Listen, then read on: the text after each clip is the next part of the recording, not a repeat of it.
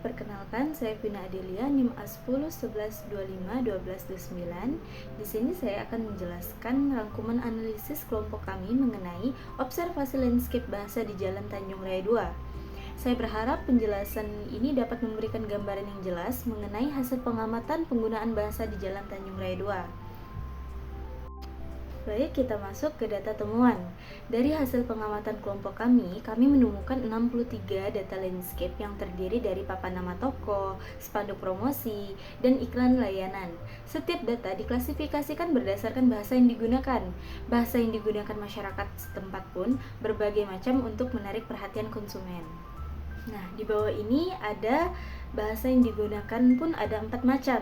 Yang pertama bahasa Indonesia, yang kedua bahasa Inggris, yang ketiga dan yang keempat ini adalah bahasa duolingual atau bahasa campuran antara bahasa Indonesia dan bahasa Inggris, dan bahasa Indonesia dan campuran bahasa daerah. Baik, saya akan memberikan salah satu contoh penggunaan bahasa Indonesia beserta contohnya. Di sini kita bisa lihat bahwa papan nama ini menggunakan bahasa informasi, yaitu bahasa Indonesia, dan bahasa identitas merek, yaitu Polaris.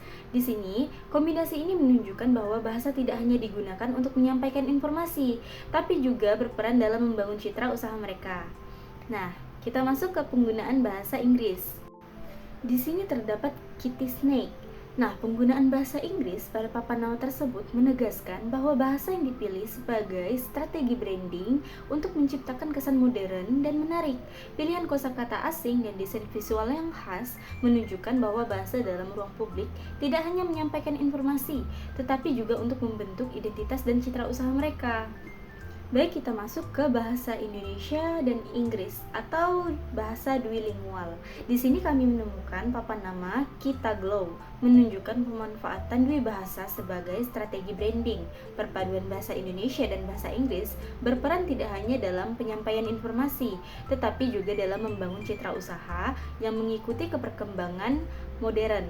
Dan dari kata kita di papan nama tersebut membuat jadi terkesan dekat dengan konsumen. Baik, yang terakhir kita masuk ke penggunaan bahasa Indonesia dan daerah. Ini masih termasuk ke duolingual ya. Nah, di sini kami menemukan sebuah nama yang memadukan penggunaan bahasa Indonesia dan bahasa daerah. Sambal pecak. Sambal itu sendiri berasal dari bahasa Indonesia dan pecak itu sendiri berasal dari daerah Betawi. Penggunaan kata pecak sebagai kosakata tradisional menegaskan karakter kuliner lokal dan menunjukkan bahwa bahasa tidak hanya berfungsi informatif, tetapi juga sebagai pondasi budaya. Nah, baik, kita masuk ke kesimpulan. Secara keseluruhannya, landscape bahasa di Jalan Tanjung Raya 2 ini menunjukkan bahwa pemilik usaha memilih bahasa sesuai kebutuhan komunikasi dan citra usaha mereka. Bahasa Indonesia tetap dominan sebagai bahasa nasional, sementara bahasa Inggris digunakan sebagai strategi visual yang modern. Dan adapun bahasa daerah tak kalah mencerminkan upaya mempertahankan identitas lokal di tengah perkembangan ruang publik yang terus mengikuti perkembangan zaman. Sekian penjelasan dari kelompok kami. Saya ucapkan terima kasih. Mohon maaf bila banyak kurangnya.